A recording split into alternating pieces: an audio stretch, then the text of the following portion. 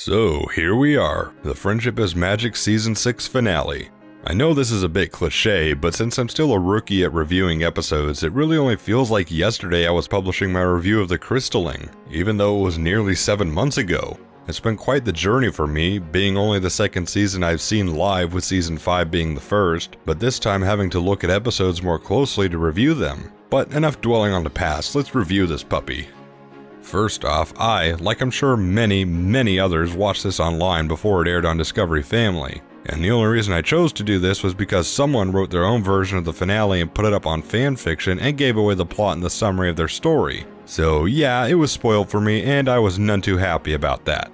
But wow, as much as I love the main six, Spike and the Royal Sisters, I cannot express how much I love the idea of having, as Discord called it, quite the combination of secondary characters banding together to save the day. Going this route not only raises the stakes for the episode, but it also gives us an opportunity to explore their characters more and see how they can interact with one another without the main characters being there. Kind of like sidekicks of famous superheroes joining forces to save their heroes. Trixie and Discord butting heads and calling the other out was hilarious. Casting Starlight as the leader of the group, who was trying the whole time to keep her sanity, not only gave us an indication how good of a leader she could actually be when she's not forcing others to do her bidding, but it also proves how much her lessons this whole season have sunk in. Honestly, having Thorax be the timid guide who didn't like stepping in between everyone else's conversations was actually kind of sweet.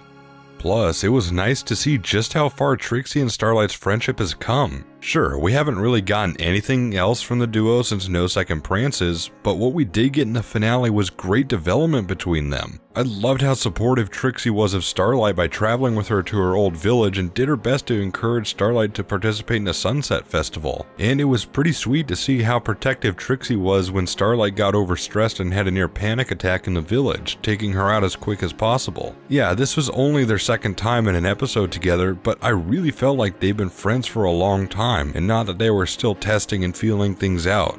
Also, I just adored how much fun Trixie had rubbing it in Twilight's face that she was going with Starlight to the festival, especially with Twilight's twitching eye. Now, for a big topic for me personally, while Chrysalis did show up in the Season 5 finale due to Starlight biff-tannening the timeline, waiting for her to return was like waiting for Def Leppard to release a new album. Though, honestly, I think Chrysalis was just a bit underused here. She had, 2 whole scenes in the whole finale, and one of them was just in a hologram message in the Castle of Friendship? And since all magic, even Discords, was cancelled out in the Hive, just imagine the pure terror she could have put Starlight, Discord, Trixie, and Thorax through, stalking them like Michael Myers throughout the Hive, picking them off one by one. If you're gonna market this episode as a return of one of Equestria's greatest foes, a little more screen time would have been appreciated. However, I can't complain too much about her limited appearance. While it was just a little disappointing, once the 4 get into the Hive, the episode really progresses a lot like a video game with Chrysalis acting like the final boss, or even like a slasher movie where everyone is picked off one by one until a single character is left to face the evil. The pacing was nicely done, and the atmosphere was actually really tense with the shape-shifting exits. Trixie's capture felt a little like the movie Aliens when the xenomorphs just surrounded all the space marines, even if I despise that film. One thing I do have to mention, Discord's face when he was surrounded by a million Fluttershies killed me. That face is the pure definition of someone's brain exploding, and I'm glad that there were still a couple of comedic moments in these episodes to lighten the mood, like again, Discord and Trixie bickering, Trixie freaking out in the bubble in front of Thorax, Discord's distraction for the guards, and Discord's reaction when he heard Fluttershy was taken. I guess if you want an episode to be funny, just toss in Discord. Or Pinky. But, just like the writers for the Avengers films, the MLP writing staff wrote in the timing of the jokes beautifully, and they didn't take away from the tense atmosphere of the episode at all. As for the ending, I think the writers made the right move in not having Chrysalis be reformed. It's not because MLP is running low on villains like some people say, but I think having her stay evil just goes to show that not everyone is meant to be reformed or good. Good and evil cannot exist without the other. Some people are born to be good, and some are just born to be evil, with some people switching sides in their lives. And while I can understand with a friend of mine who says Chrysalis is depicted as being a little vindictive for no reason, I think it's a good lesson for people to learn that no matter how hard you try, and no matter what you do, there are some people who you just can't turn, whether it's for good or for evil. But who knows, maybe in the future we'll get an explanation for why she's evil, and if the writers can come up with a plausible and entertaining reason, then I'm all for it. This whole episode, I think, is one of the best examples of just how strong friendship can be. One of the best examples in the whole show even. We've seen time and time again the main six, the elements of harmony, step up to defend Equestria, and sometimes even when there's just one of them. But there's always that one question lurking in everyone's mind.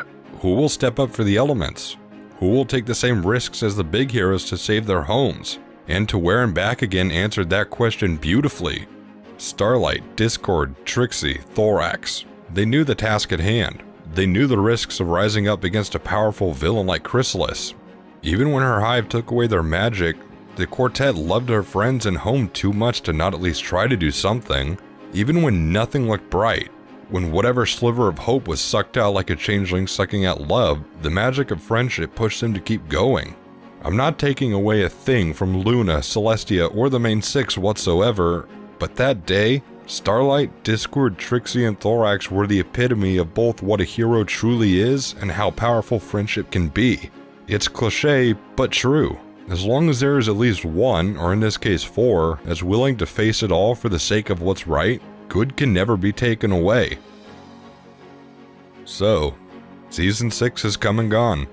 And even with a few complaints, I loved the finale we were given, mainly for having the main 6 be the ones that needed saving, the chemistry between Discord, Starlight, Trixie, and Thorax, the pacing and almost slasher movie-like feel of the second act, and how Starlight rose up against the odds and defeated Chrysalis with help from unlikely characters. Plus, it was so nice to see more Starlight and Trixie friendship moments. I kind of hope Trixie gets bumped up in appearances next season.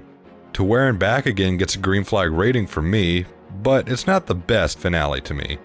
I would rank it as the second best, but I'm keeping my favorite finale a secret for various reasons.